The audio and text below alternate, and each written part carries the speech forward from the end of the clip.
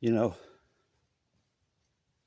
what does being out in nature, in the woods hunting, what does that have to do with woodworking? Or where do you think all that wood you're using to make beautiful furniture, or cutting boards, or anything else, where do you think it came from? It's all God's creation. It's all beautiful. So even when I'm not in the shop, but I'm out in the woods doing something else I love to do, to me it's thinking and planning and enjoying where it all starts.